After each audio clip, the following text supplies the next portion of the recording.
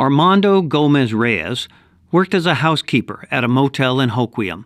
He was known for putting others before himself and worked hard to provide for his daughters. He was an amazing father, a son, a brother, and an uncle. He would always been there for everybody, and I love my son dearly. We miss him a lot every day. Nevaeh, our oldest daughter, was actually asking about her dad as we walked up here, so that was a little tough because she thought that he was going to be here. She was asking, "Where's Daddy?"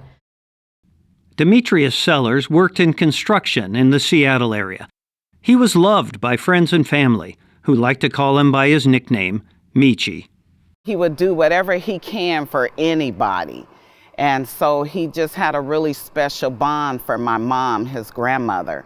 And so when he passed away, it just really touched our lives. Both went to work one day in 2022, but died on the job and did not come home. Armando Gomez Reyes, 25, housekeeper. They're among the dozens of people who died from work-related injuries or illness in Washington, honored during this year's State Worker Memorial Day ceremony at the Department of Labor and Industry's headquarters in Tumwater. The ceremony brings together families and friends of fallen workers, along with representatives of business, labor, and government, to remember workers who were lost and recommit to doing everything possible to make workplaces safer.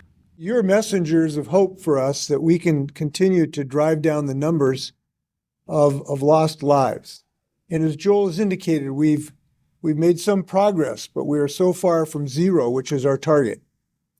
And that is something we hold very, very dear.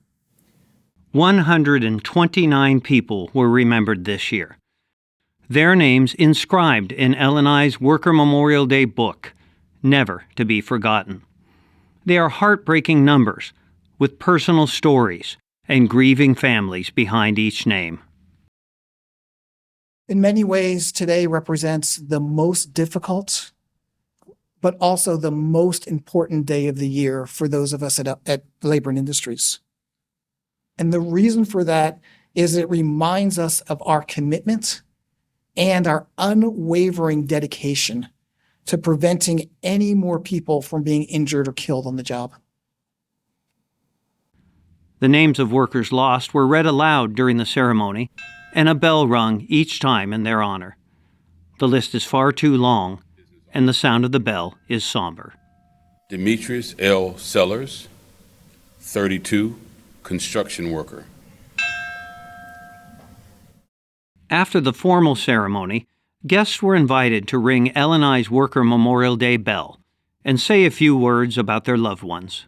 While the ceremony is painful, it shines a light on the tragic and personal impact of workplace deaths and reminds us all that there is much more to do to make workplaces as safe as possible. I just think the door needs to be open more, and there needs to be more plans implemented, when it comes to safety, because safety is important. We remember our comrades now departed this life. We honor them for their loyalty, for their good deeds, and for their friendship. May they rest in peace.